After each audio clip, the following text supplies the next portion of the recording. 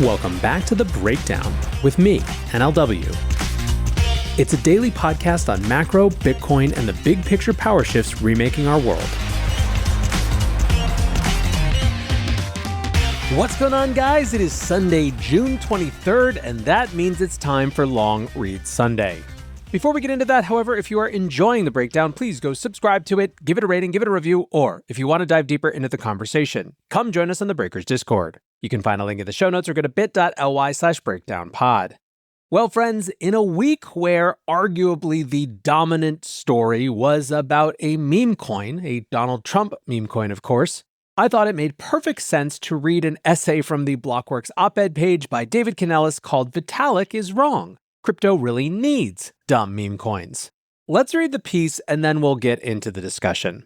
And this week it is, in fact, just regular old me, no AI to speak of.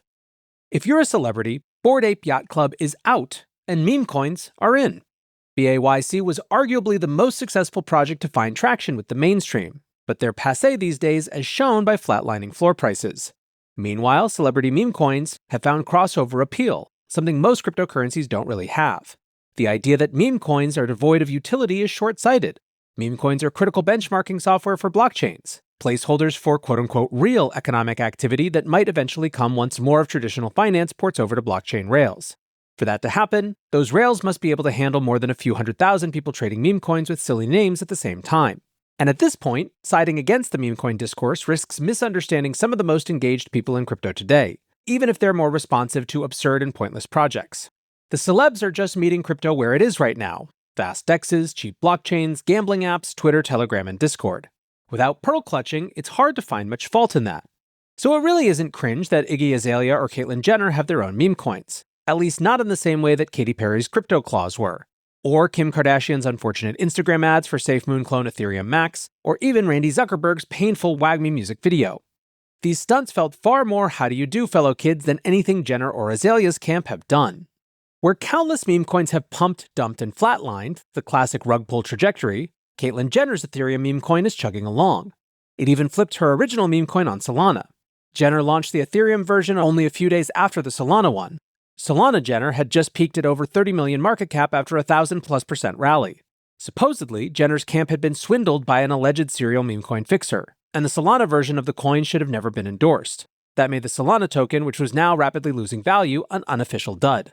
To help boost interest in the newer token, Jenner pledged to direct a 3% transaction tax on the new Ethereum-based Jenner to the Trump campaign, should it reach a $50 million market cap. Hello, friends. Before we get back to the rest of the show, I want you to join me at Permissionless. Permissionless is a conference for crypto natives by crypto natives. And the reason it's so important this year is that despite regulators' best attempts to push industry founders, devs, and executives out of the US remains the beating heart of crypto. Today, the tide is turning. Policymakers have pivoted from fighting crypto to embracing it, which will lead to the creation of new financial products, new applications, and ultimately new adoption. Permissionless is a conference for those using and building on-chain products. It's home to the power users, the devs, and the builders. And what's more, I'm going to be there. The location is Salt Lake City. The dates are October 9th to the 11th, and right now tickets are just $199. Towards the end of the month, they're going up to $499. And if you want 10% off, use code BREAKDOWN10 when you check out. If you go to the Blockworks website, blockworks.co, there will be lots of information about how to register. And again, use code BREAKDOWN10 to get 10% off. Tens of thousands of addresses hold the current suite of celebrity meme coins. But to be clear, these are not big cryptocurrencies.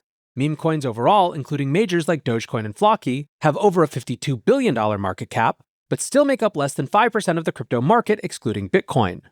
Jenner's two tokens, alongside Iggy Azalea's mother and Andrew Tate-endorsed daddy, make up less than 1% of the total meme coin market.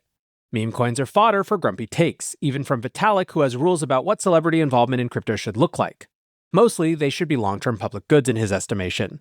Or meme coins make crypto look immature, and are extractive in a way that detracts from investment in more legitimate, technologically sound projects with venture capital backing. For true believers, crypto means everything, and from the greatest value transfer in history to the solar punk revolution and an anarcho-capitalist coup. But crypto also means nothing.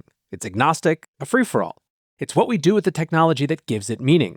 Without over-intellectualizing the warm, fuzzy community feeling attached to buying and selling meme coins alongside internet strangers, meme coins do have technological utility. They stress test blockchains in a way that few token classes have ever done. NFT game CryptoKitties taught us that Ethereum needs to scale with layer 2s. Ordinals showed us that practically any EVM chain can be easily overwhelmed by sudden popularity. And Memecoin Mania proved that Solana's transaction routing really needs work. So welcome to the new celebrity crypto meta. These celebs may not realize it, but how they're embracing the joys of memecoin launches might actually be giving crypto the right kind of boost to improve the infrastructure in the long run. All right. So David's argument here, if we're trying to extract just one main thing, is that meme coins are useful in that they stress test infrastructure and give us a chance to build that infrastructure out in a relatively low-stakes environment.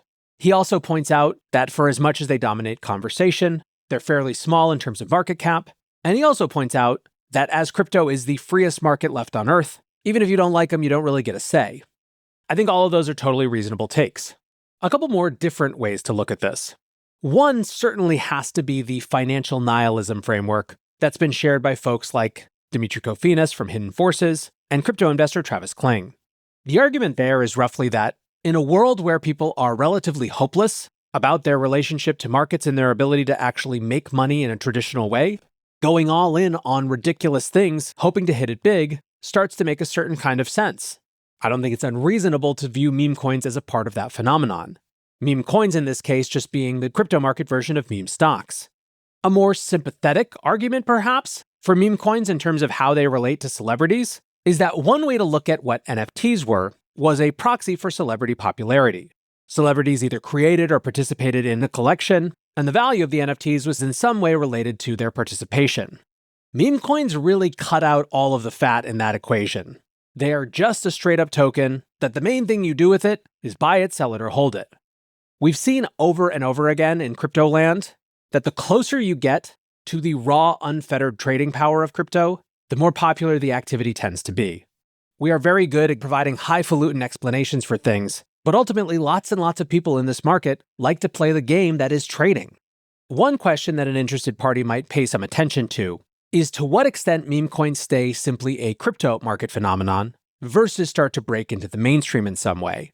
In other words, part of what made NFTs unique during last cycle is that it wasn't just some subset of existing crypto holders that were playing with them.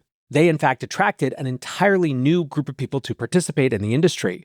There were NFT influencers who not only didn't care what was going on in the world of Bitcoin, but who had never cared about what was going on in the world of things like Bitcoin. So far, we haven't seen any real proxy to that with meme coins. They are a distinctly internal insider kind of phenomenon. While they remain such, they're probably relatively safe. To the extent they start to go mainstream, that might be where one needs to raise an eyebrow. What's for sure is that right now, they are a big part of the fabric of the crypto discourse. At the time of recording, a huge amount of discussion is happening around whether a Donald Trump meme coin from earlier in this week actually had the involvement of his son Barron, or whether that's just Martin Shkreli talking out of his butt. And so like it or not, these things have intersected with at least the crypto mainstream. Now let me give you, however, the final piece of good news. If you are someone who happens to find yourself not caring at all about these things, you basically can simply ignore them. I think David's right to point out that for all the chatter and bluster there is about these things on X, they are still a tiny portion of what's going on in crypto. Crypto has always been a space where you get to choose your own adventure, and this is no different.